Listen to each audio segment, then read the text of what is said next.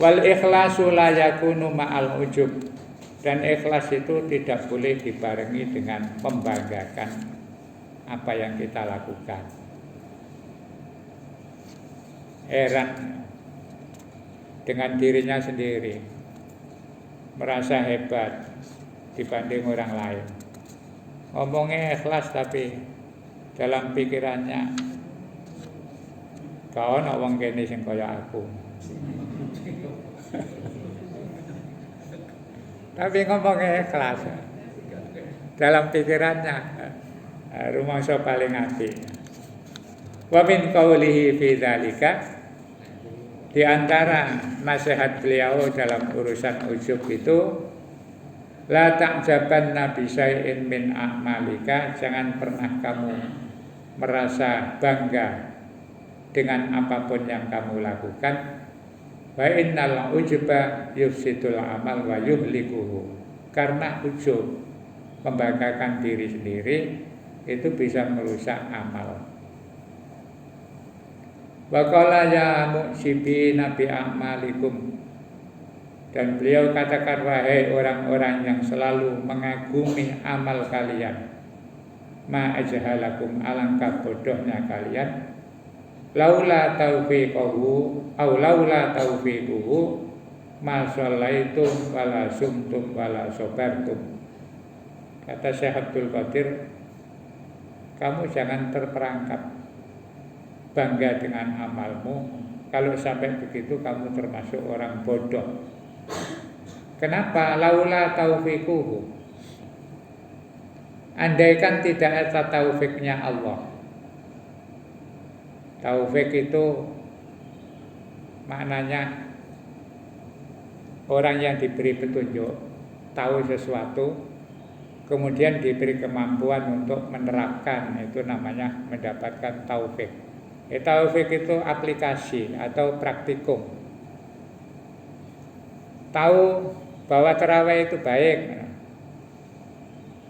banyak pahalanya, terus akhirnya bangkit mau ikut tarawih, itu namanya mendapat hidayah dan taufik.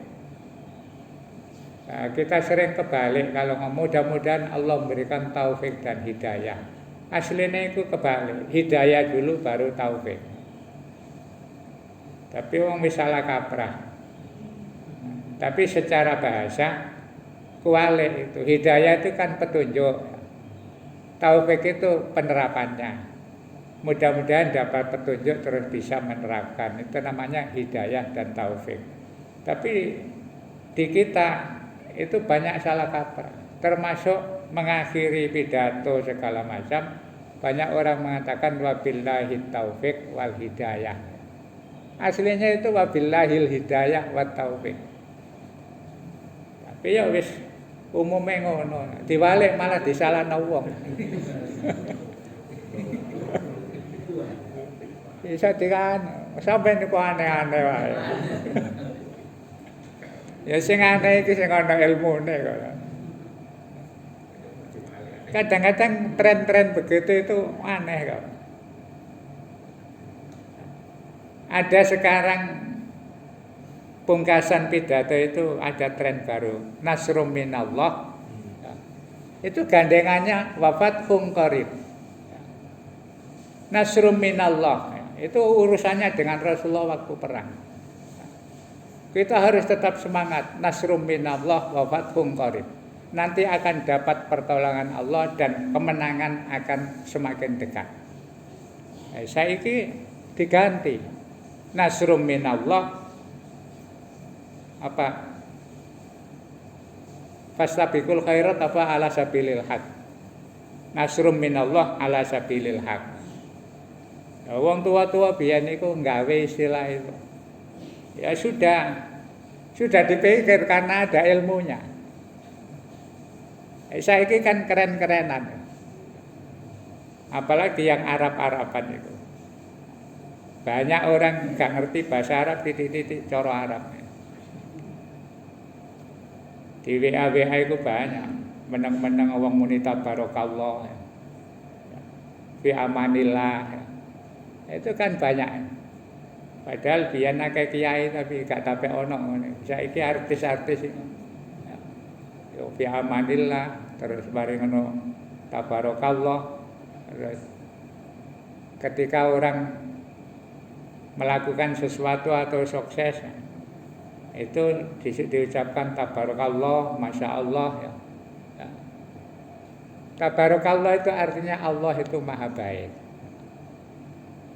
Beda dengan barokallah. Barokallah itu mudah-mudahan Allah memberkati kamu. Itu doa.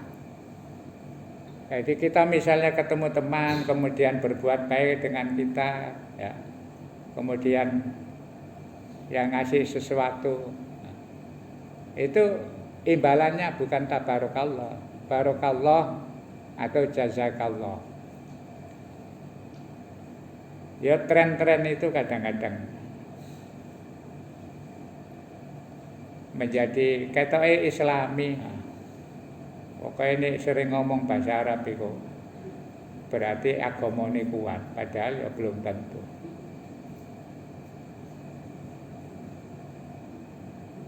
Jadi kata Syekh Abdul Qadir, andaikan kamu tidak mendapatkan taufik Allah, masallaitum, tidak mungkin kamu bisa melakukan sholat. Kita bisa sholat itu karena Allah begitu memberikan hidayah, dibarengi dengan taufik, sehingga kita mau melakukan sholat. Wala sumtum, jika tidak ada taufik Allah, nggak mungkin kamu mau puasa. Nyatanya ke wong Islam juga puasa rasa-rasa. Hanya orang-orang yang diberi taufik oleh Allah yang mau melakukan ibadah puasa. Wala sobartum, kalau tidak mendapat taufik dari Allah, tidak mungkin kamu bisa sabar. Nah, oleh karena itu kata Syekh Abdul Qadir, makanya kalau bisa melakukan apa saja jangan sombong, karena itu adalah atas pertolongan Allah.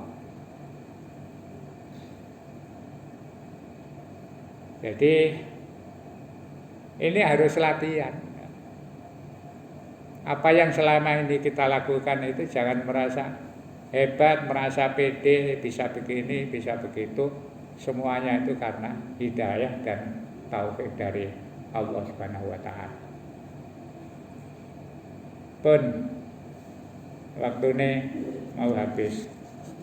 Monggo pertanyaan. Kenapa? Mendidik anak apa ada batas waktunya sesuai dengan syariat? Oh, oke.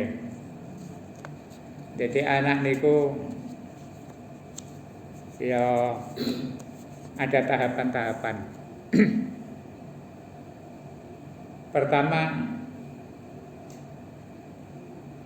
perhatian kepada anak terkait dengan asupan gizi. Sehingga Al-Quran mewajibkan orang tua itu menyusui anak dengan batasan waktu maksimal 2 tahun.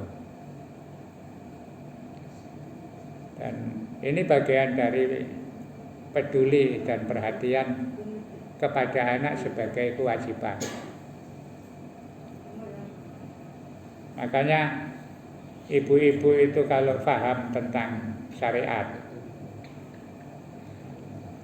dan tidak ada udzur, itu sajane sing asli itu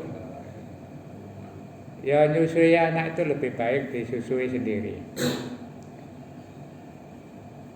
Atau boleh disusukan orang lain, tapi cari orang yang baik.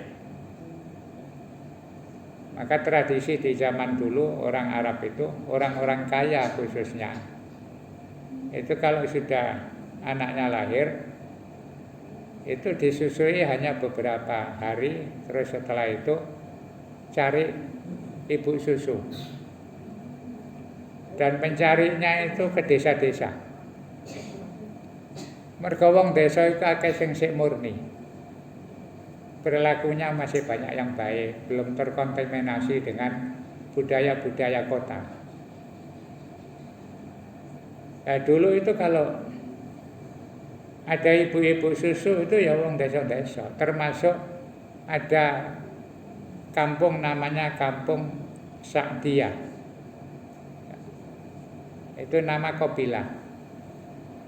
Dan di situ terkenal masyarakatnya bagus, ya, etikanya tinggi, sopan santunnya, ya.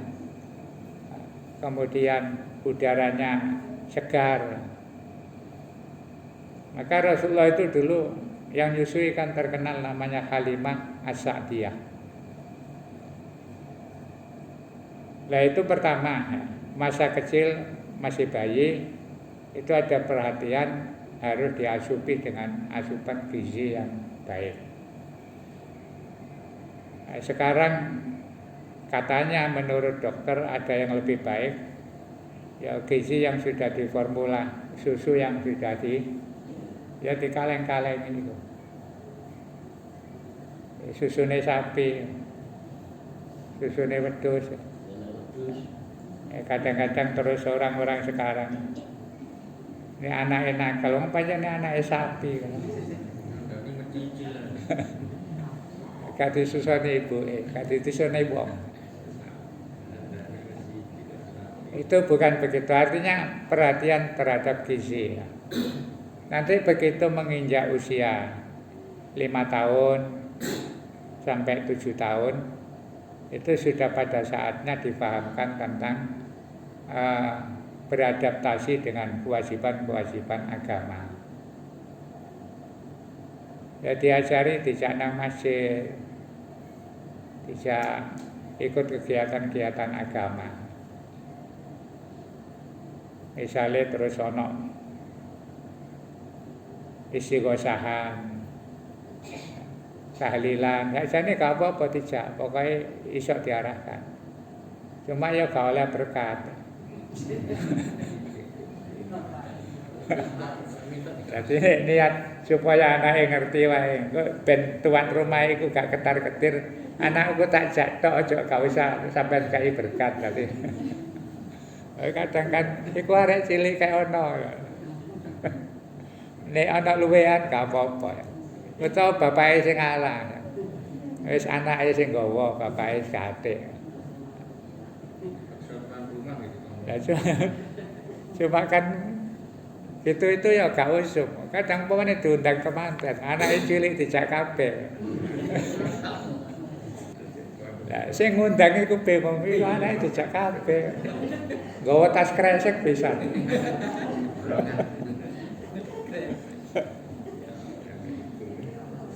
Jadi usia, begitu masuk usia 7 tahun, itu sudah harus diajari. Ya sholat, diajak sholat. Nek di bawah 5 tahun, di bawah 7 tahun, itu sing khawatir, kadang-kadang. Tapi sekarang kan sudah ada pempes ya, nggak ada tak kencing di sembarangan. Cuma nek cilik nemen niku ya angel dituturi. Dipendeli tambah guyu. Dijak dikira ngejak guyon. Tapi kalau sudah usia 7 tahun itu otaknya sudah bisa memahami. Saya dikasih isyarat. Ini dia paham. Suruh diam. Sehingga Rasulullah merintahkan ya, muru auladakum idza balagha sab'a sinin. Ajari anak-anakmu sholat kalau sudah mulai usia 7 tahun. Nah, itu diajari terus dipantau terus sampai nanti usia dewasa. Dewasa itu kalau dasar di negeri kita ya yang dianggap dewasa itu yang sudah berhak mendapatkan KTP. Berarti berapa? 17 ya? Orang dulu dewasa itu batasnya 15 tahun. Sekarang mulai meningkat 17. Itu terus jadi bimbingan kita. Nanti kalau sudah semakin dewasa, wis mahasiswa, bahkan sudah berumah tangga, secara formal kita sudah tidak punya kewajiban, tapi ada kewajiban tetap memantau. Minimal itu nek wis rumah tangga, tidak serumah. Itu wis pas teko umpamane. Kemudian atau mau pulang. Waktunya sholat. Itu ditanya.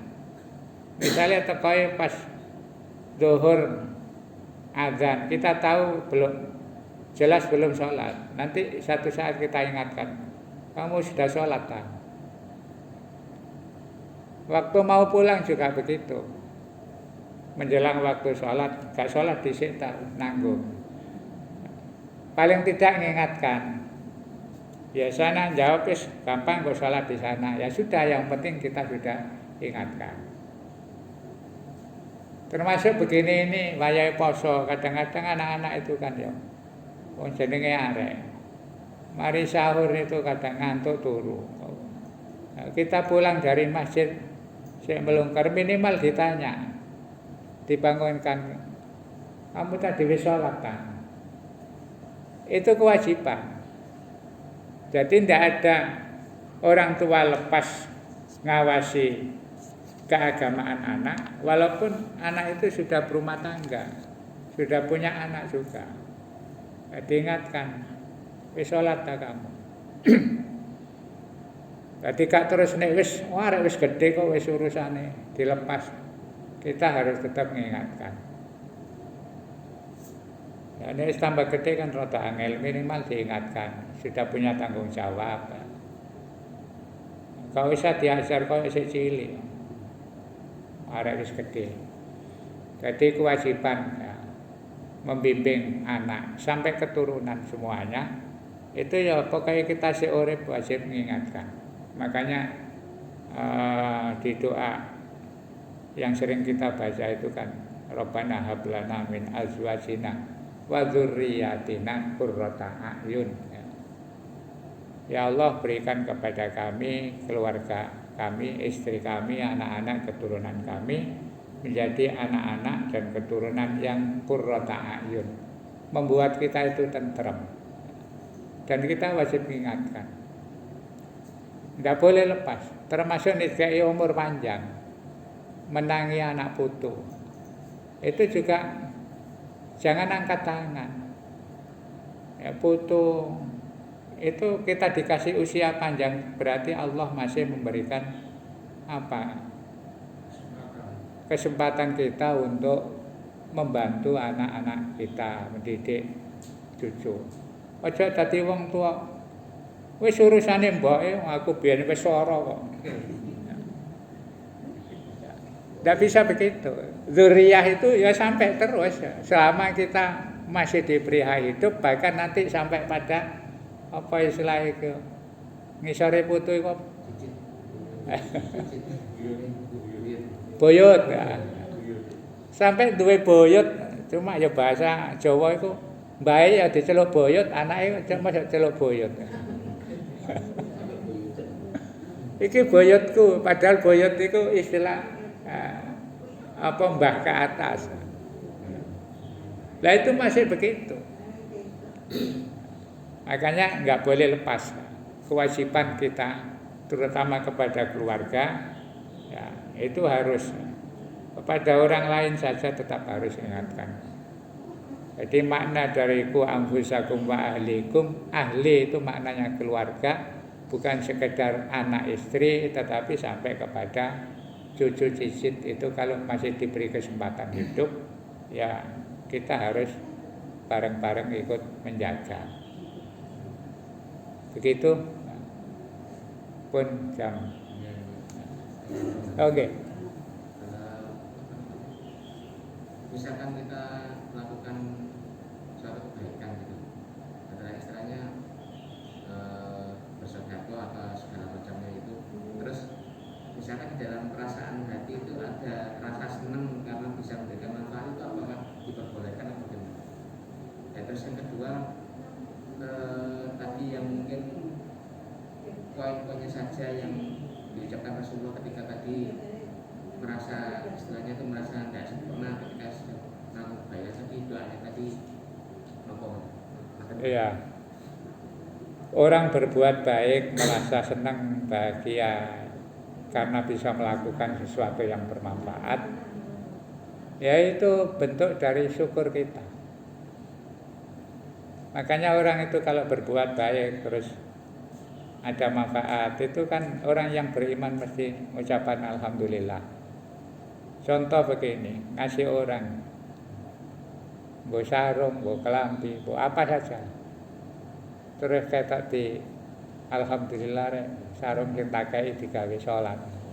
Itu wujud dari syukur kita.